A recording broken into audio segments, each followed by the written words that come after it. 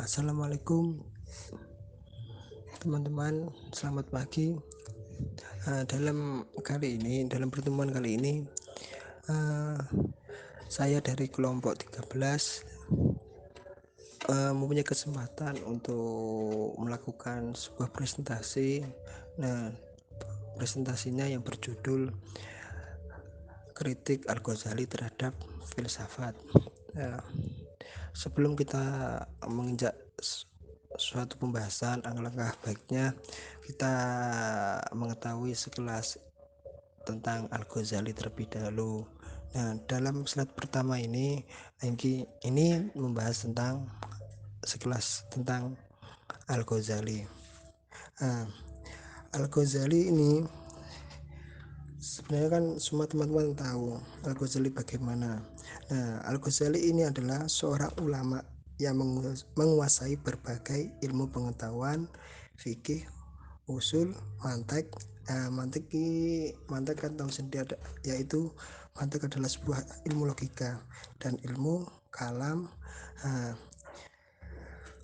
Dalam menguasai ini, dia mendapat sebuah julukan, yaitu atau memperoleh sebuah sebutan Bahrul Mugrik, lautan yang menggelamkan.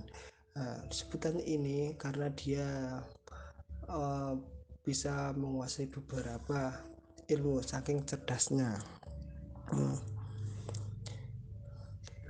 Kemudian yang melatar belakangi beliau ini untuk mengkritik sebuah ilmu filsafat atau menjadi atau yang menjagal dalam pikirannya, yaitu bahwa dalam slide yang kedua ini, salah satu fakta yang barangkali yang menjelaskan tentang adanya ini adalah pada masa hayatnya terdapat banyak berbagai macam penganut atau aliran mazhab keagamaan yang selain berlawanan satu sama lain. Salah satu juga menganggap dirinya yang paling benar. Kemudian dalam kekritikannya itu terdapat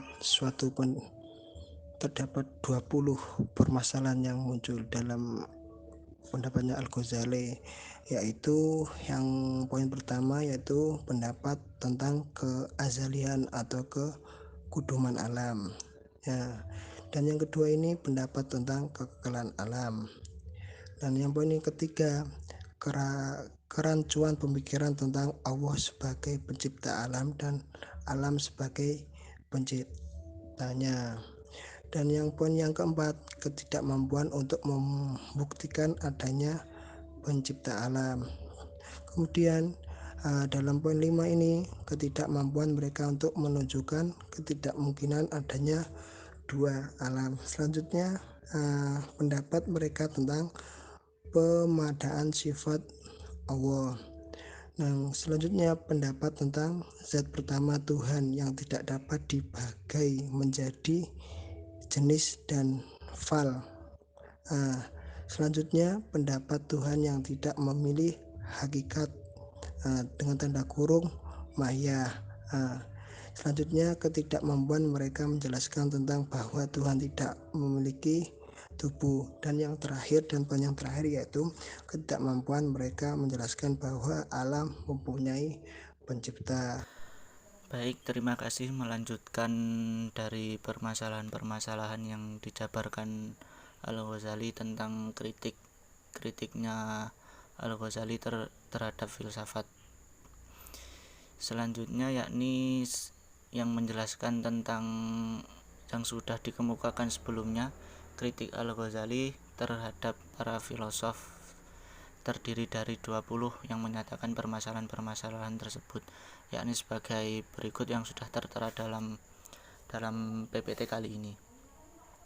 Yang sebagaimana dijabarkan oleh Al-Ghazali, bahwa Al-Ghazali juga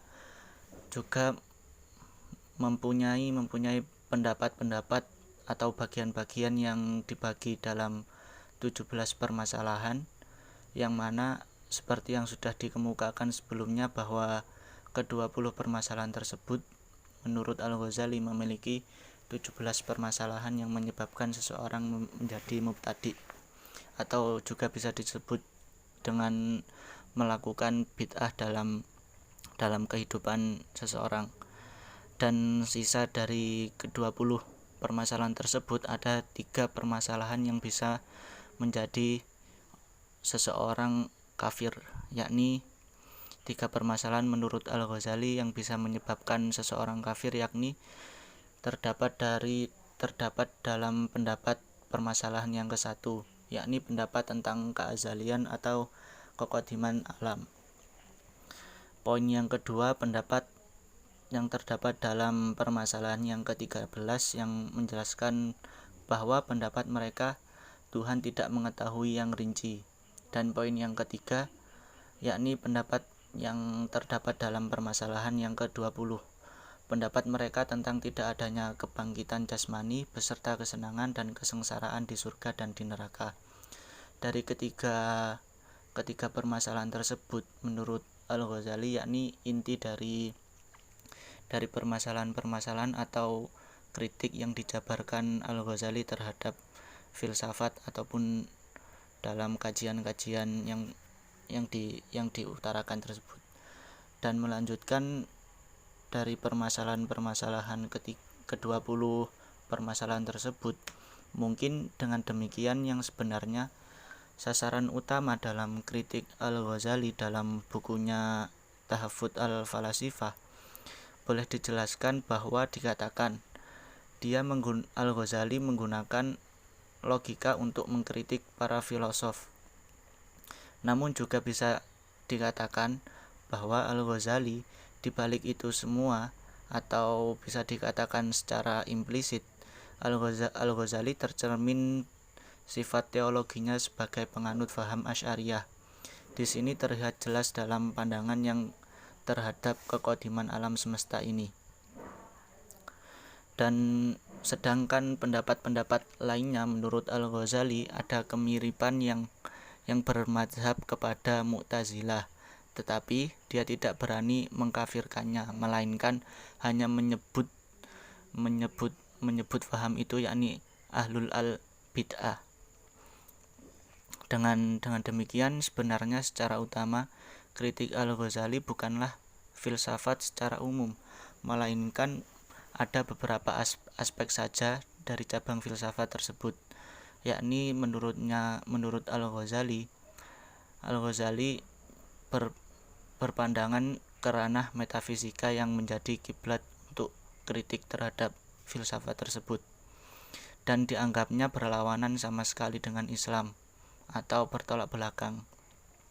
Walaupun kritiknya ini bisa dikatakan secara keras, ternyata ia tidak menghambat perkembangan filsafat Islam pada masa-masa sesudahnya, kecuali di kalangan sebagian kecil Muslim Sunni.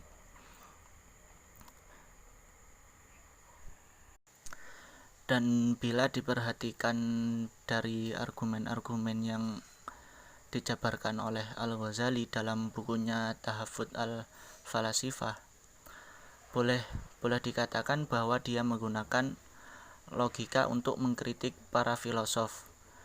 Namun dibalik itu semua secara implisit yang sudah tercermin sebagaimana yang sudah dijelaskan di atas tadi, bahwa Al-Ghazali juga penganut aliran Asy'ariyah. Hal ini terlihat dalam penolakannya terhadap pandangan para filosof mengenai kekodiman alam semesta ini. Dan menurutnya yang kodim dari alam semesta ini hanyalah Allah dan sifat-sifatnya, karena alam bukanlah sifat Allah, dan dia juga menolak bahwa alam merupakan limpahan Allah. Berarti alam itu tidak kodim, melainkan hadis atau juga tidak lebih dari ciptaan Allah. Hal lain yang menunjukkan keterkaitannya dengan aliran-aliran Asy'ariyah adalah penolakannya terhadap nafi al-sifat. Dan mungkin pendapat-pendapat Al-Ghazali tentang kritik terhadap filsafat bertumpuan kepada logika dan kepada ilmu metafisika, yang mana menurut Al-Ghazali ilmu metafisika yakni bertolak belakang kepada ajaran-ajaran umat Islam. Mungkin sekian dari kelompok